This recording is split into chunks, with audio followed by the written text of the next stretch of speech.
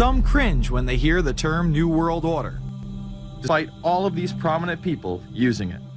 What is at stake is more than one small country. It is a big idea, a new world order, where diverse nations are drawn together in common cause to achieve the universal aspirations of mankind.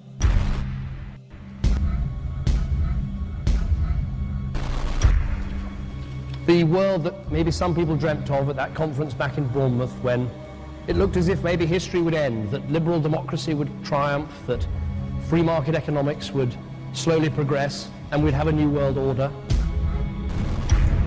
We are part of a new world order. And as the recently departed Admiral William J. Crowe once said, it's long on new and it's short on order.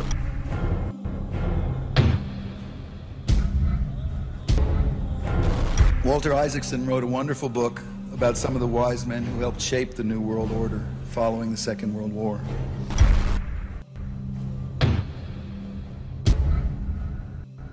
As we devise a way forward in Iraq, I urge the international community to embrace its responsibility for creating that new world order, a new world order based upon collective action.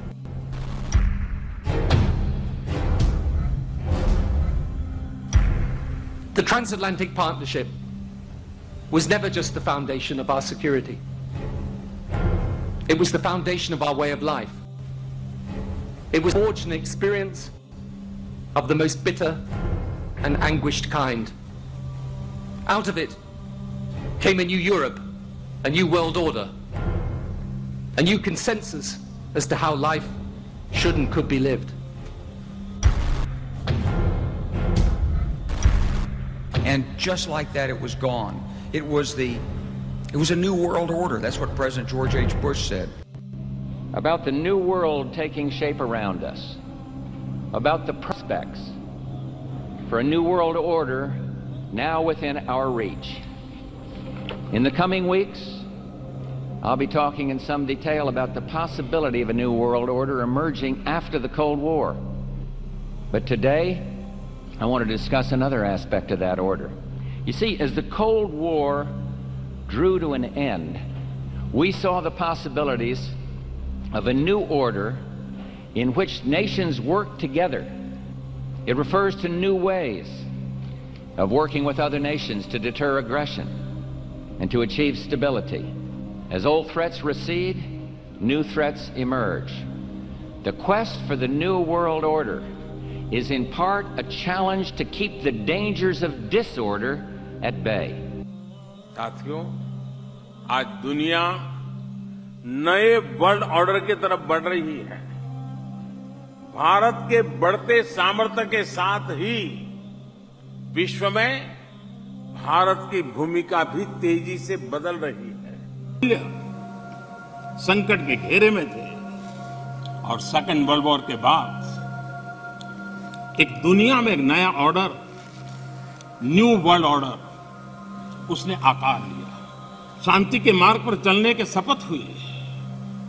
इस मंत्र को लेकर के दुनिया के अंदर विचार प्रबल होते गए। यूएन का निर्माण हुआ, इंस्टीट्यूशंस बनी।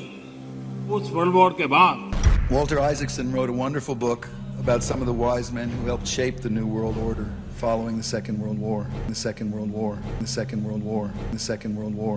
सेकेंड वर्ल्ड वॉर के बाद एक दुनिया में एक नया ऑर्डर, न्यू वर्ल्ड ऑर्डर, उसने आकार लिया।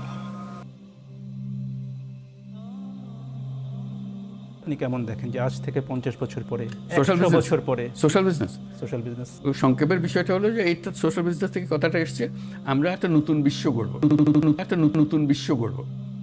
এই বিশ্ব শেষ, এই যে সভ্যতার কথা, এই বিশ্ব দিয়ে এটা দিয়ে চলতে পারবে না। আপনি চেষ্টা করতে থাকবেন, বক্তৃতা করতে থাকবেন, এখানে টুকরা করবেন, কিন্তু বাঁচতে পারবেন না। শেষ, ইটস ফিনিশ। এটা 100 বছরের কথা না, 200 বছরের কথা না, এটা কয়েক বছরের কথা, এর মধ্যেই শেষ হয়ে যাবে। ওসমানীয়দের একটা সময় একটি বিশ্ব ব্যবস্থা কায়েম ছিল যারা প্রায় অর্ধেকেরও বেশি বিশ্বকে শাসন করত। যেহেতু সেটি মুসলমানদের সাম্রাজ্য ছিল তাই বাদবাকি ধর্মাবলম্বীদের তাদের আন্ডারেই থাকতে হতো, কিন্তু বিষয়টি তারা পছন্দ করত না, বিশেষ করে ইহুদিরা। ইহুদিদের ধর্ম অনুসারে ওরা কিন্তু ওদের মসিহ ঈসা আলাইহিস সালামের জন্য এখনো অপেক্ষা করছে। সুতরাং সেই মসিহ আসার আগে তারা কোনো রাজত্বকে প্রকৃত রাজত্ব হিসেবে মানে না। তাই ওদের থিওরি হলো এই যে বিশ্ব ব্যবস্থা কায়েম ছিল এটিকে পরিবর্তন করে নতুন একটি বিশ্ব ব্যবস্থা কায়েম করতে হবে। সেখান থেকে কথাটি এসেছে নিউ ওয়ার্ল্ড অর্ডার, নতুন বিশ্ব ব্যবস্থা। এই বিশ্বাসের উপর ভিত্তি করে ওরা সামনের দিকে অগ্রসর হয় এবং প্রথম দ্বিতীয় বিশ্বযুদ্ধ সংগঠিত করার মাধ্যমে ওরা প্রথম বিশ্ব ব্যবস্থাকে ধ্বংস করে। সেই আলোচনায় আর বিস্তারিত যাচ্ছি না।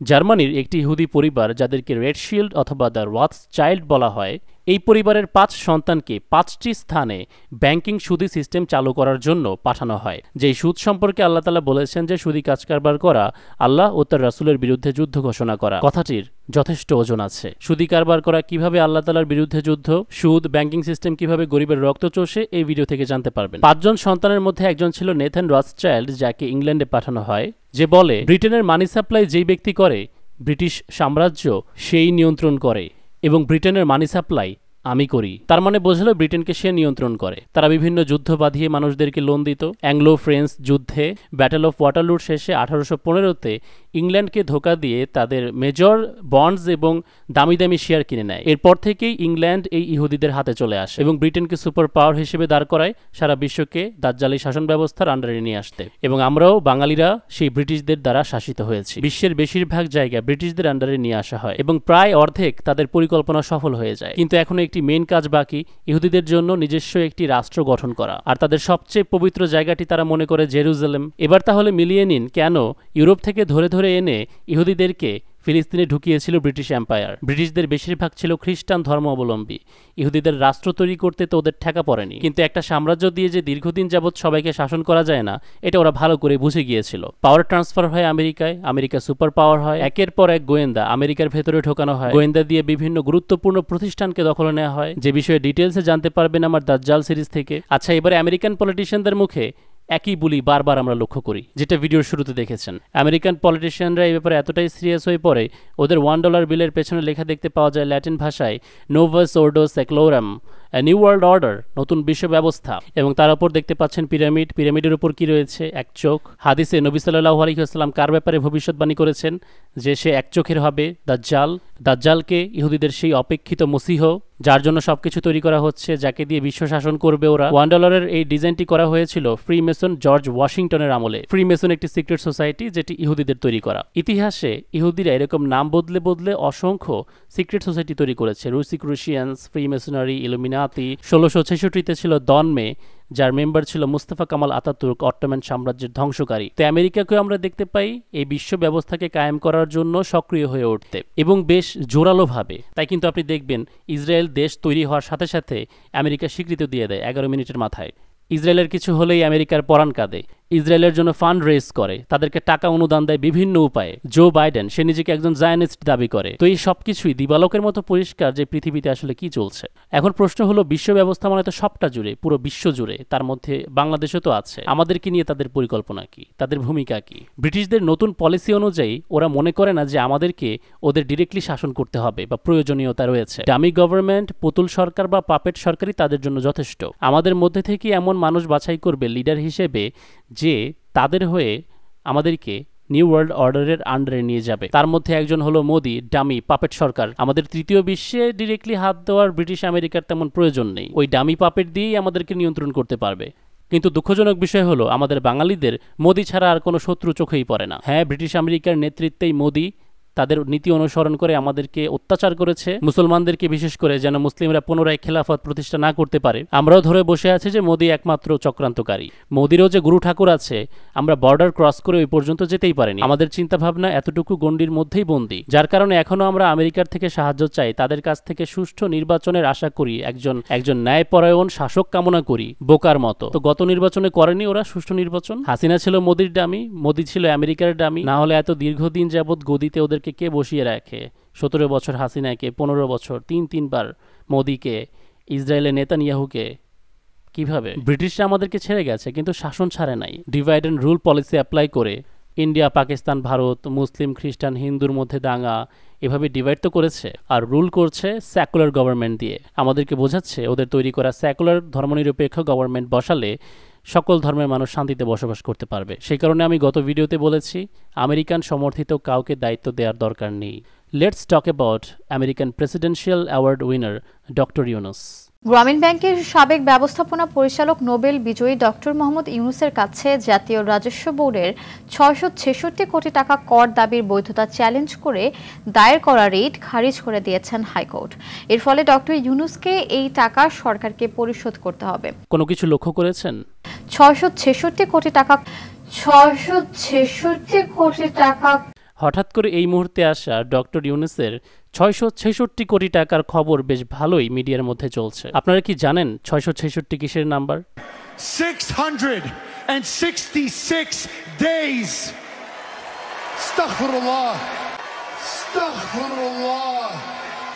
WWE স্যাটানিজমকে অনুসরণ করে নিজেও একটি বিগ ইভেন্টে তাদের একজন রেসলারকে, যেহেতু WWE স্ক্রিপ্টেড, 666 দিনের জন্য চ্যাম্পিয়ন রাখে। সে ব্যাপারে যখন একজন মুসলিম রেসলার কথা বলছিল তখন পাশাপাশি আস্তাগফিরুল্লাহ পড়ে, কারণ সে এই নাম্বারের অর্থ জানে। এই রিপিটেটিভ নাম্বারগুলো অ্যাস্ট্রোলজিক্যাল, যারা জাদুবিদ্যায় বিশ্বাস করে তারা এগুলো ব্যক্তিগতভাবে ব্যবহার করে বিশেষ কিছু মুহূর্তে। বড়সড় কোনো ইম্পর্টেন্ট ঘটনা ঘটানোর সময় 5 এপ্রিল 2020-এ লকডাউন চলছিল।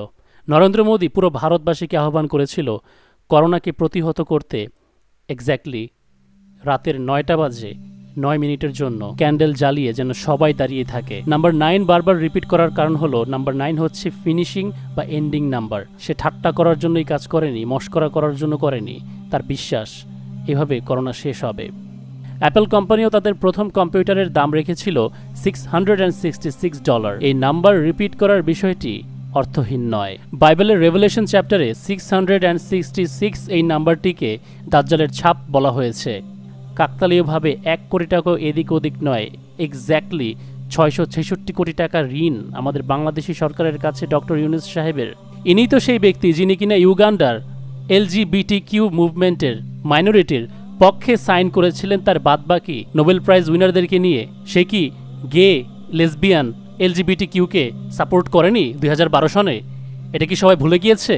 এটা কিসের সিম্বল? সে যেটা হাত দিয়ে বানাচ্ছে, কোত্থেকে শিখে এসেছে সেই সিম্বল, যার অর্থ 666, যেটি আপনি অসংখ্য সেলিব্রিটিদেরকে হাত দিয়ে বানাতে দেখবেন যারা ইলুমিনাতির পাপে। ইভেন আমি বারবার বলেছি UN আমেরিকার কোনো সাগরেদকেই এই গুরুত্বপূর্ণ দায়িত্ব না দিতে।